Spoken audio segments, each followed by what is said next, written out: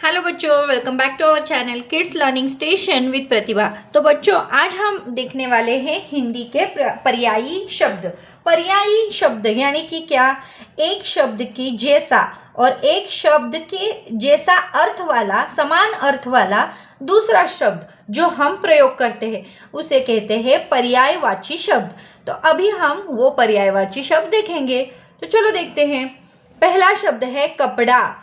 कपड़ा, इस शब्द के लिए हम कौन कौन से शब्द यूज करते हैं? कपड़ा, वस्त्र, वसन और चीर।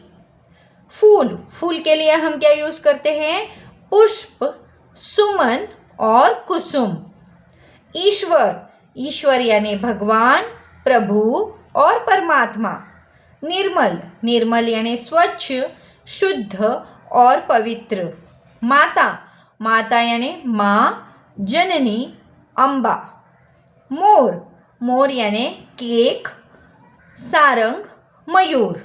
झंडा, झंडा यानी ध्वज, पताका, केतु।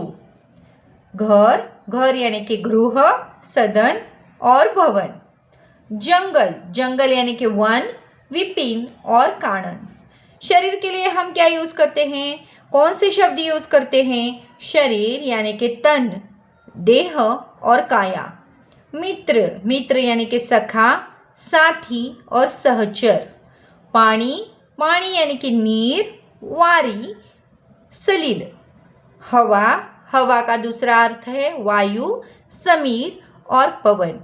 नदी का दूसरा अर्थ है सरिता, तटिनी और तरनी। पहाड़, पहाड़ यानी पर्वत, गिरी और अचल। सूर्य, सूर्य यानी दिनकर, आदित्य और भास्कर। पाठशाला, पाठशाला यानी कि विद्यालय, गुरुकुल और स्कूल। अगला शब्द है गौ। गौ यानी कि गाय, धेनु और गौ। तो बच्चों, ये कुछ पर्यायवाची शब्द हमने देखे हैं। आई होप आपको ये वीडियो अच्छा लगा हो। अगर अच्छा लगा हो तो लाइक, शेयर और subscribe. Thank you for watching.